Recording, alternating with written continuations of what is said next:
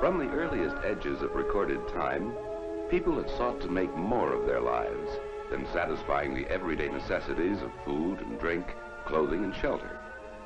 The universal desire for something beautiful, something ordered and in good taste, is expressed in architecture, the arts, sports, the varying patterns of hospitality. In these designs for living, there are impressive parallels everywhere in this truly wonderful world.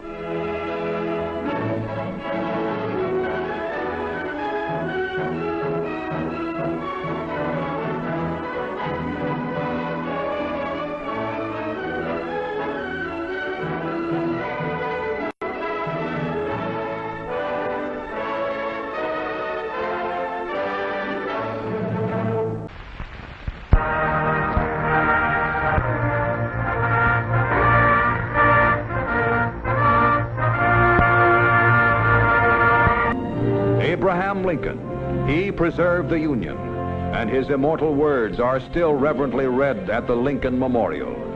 With malice toward none, with charity for all, let us bind up the nation's wounds.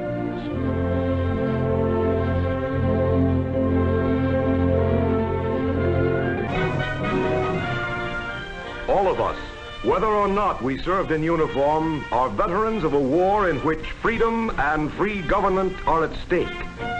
Our victory, won at staggering cost, will not be consolidated until we and our children and grandchildren know the manifold ways in which freedom is still under attack, and we are equipped mentally, spiritually, and physically to defeat every threat. Afternoon, you dropped your rifle. Yes, sir.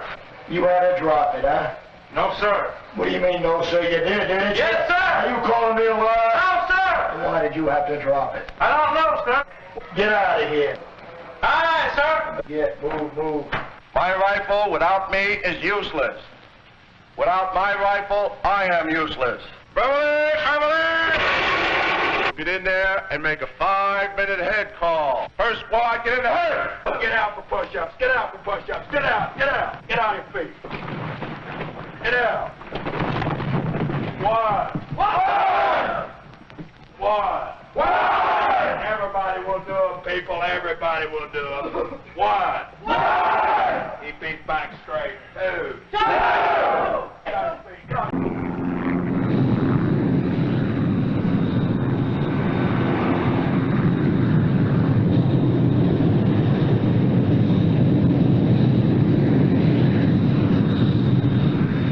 There are about 100 B-52s serving NAM, and each of them costs the people around $8 million. And every time it drops a full load, there's another 60 grand.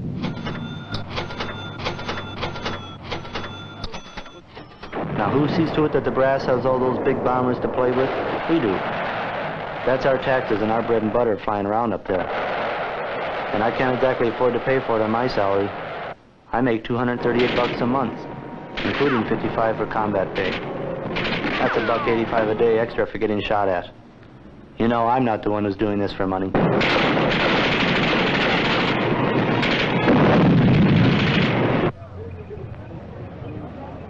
flag of the United States and mine is symbolic of a living country and a government of, by, and for the people. The history of our still young and growing nation is written in every star and fold of our great flag. The great blessing of our birthright is that in this troubled world, there is still a bright spot where borders never change, where peace reigns supreme. The United States of America has become a nation second to none in wealth and influence, in greatness and in power. Our founding fathers sought words to describe the future nation and the flag which typifies it. In the famous preamble to the Constitution, the words, "We the people," signify the chain of unity which now welds our vast empire of 48 separate states.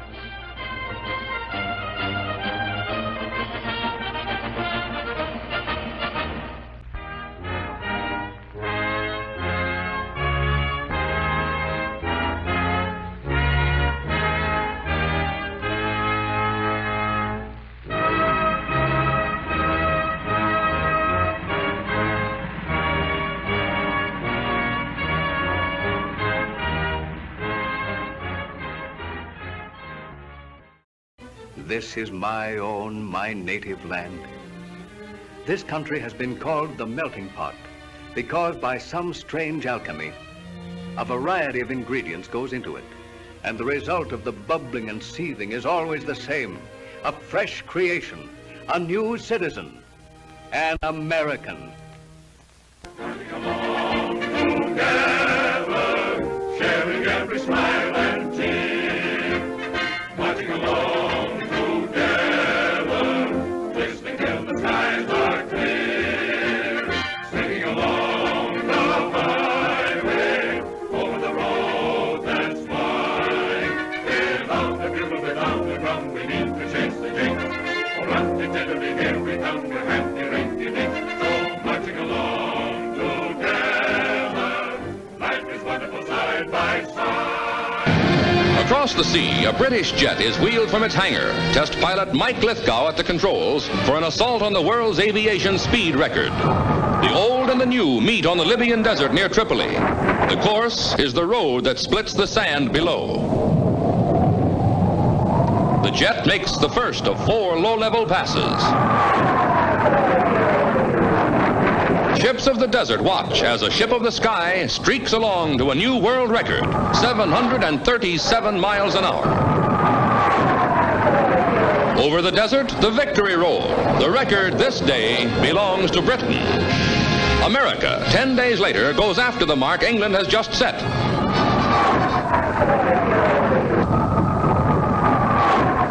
Observers watch the blazing speed of the Navy's Skyray jet.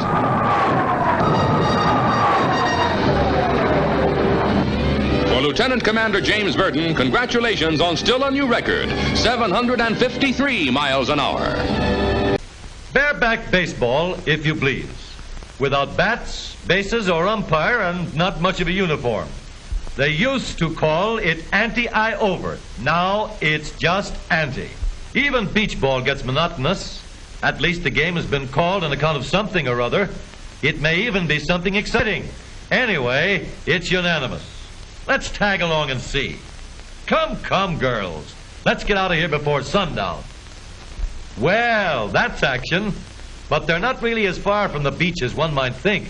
Many a mountain grows near the seashore, and that turns our little bevy of bathers into mountain mermaids, or snow maids, or something. The girls on the fenders are rust-proof, but so are the fenders, for that matter. Hey, don't start that again. Down the steep and rocky road to the pounding Pacific at Palos Verde, California, is a natural water playground that offers the thrill of a high-wire act plus the zip of a roller coaster. As pretty a shoreline picture as can be found, curves to the right and curves to the left. What look like streamlined breadboards are really surfboards, light and durable, built to ride the waves like a water toboggan. All you have to do is hitch your surfboard to a wave, take a deep breath, and then be gone with the wind and the waves. It's just good, clean fun for these water babies who like nothing better than to be rolled in the cradle of the deep. It's an all-wave hookup with Old Devil Sea that takes these surf riders from coast to coast. Here's a fellow who's using his head to get along in the world. Surf riding is an excellent test of balance. Take, for example, this young lady. The right wave comes along, and with a bit of knee action, she's on. She's off. She gets her balance. No. The rolling surf does all the work. The idea is simple. Just relax completely. There's a new thrill watching these high-riding surf riders take the crest of the wave. An age-old South Sea custom brought up to date. For landlubbers who want to go down to the sea, there's nothing like an ocean-going ironing board, riding a permanent wave that never loses its curl. American producers of goods have a constant goal: to offer what her good taste and good judgment will want to buy. The success of each free enterpriser depends largely on how well he courts her, how winningly he bids for her fancy and her fortune. The courtship means keen competition, each producer trying to charm her with choice offerings calculated to please her and please her family a little better than with the attractions of anyone else. Competition presses the retail dealer, too, into practicing thrifty ways. It leads him into dealing in pennies. For pennies make all the difference in what is bought or not bought. Pennies. The Indians quickly realized that the railroad was a pathway by which land-hungry settlers would soon be arriving. It would end their happy hunting ground. They attacked the construction crews at various points along the line.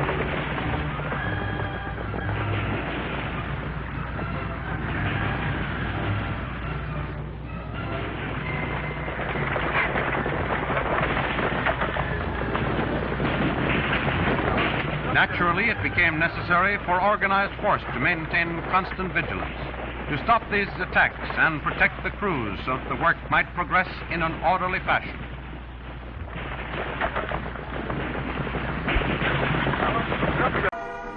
And as the road cut through the broad plains, you felt the tremendous space all around you, the country rolling out to the horizon, and you rolling with it. It was beautiful, and you sort of sensed the real meaning behind the word freedom.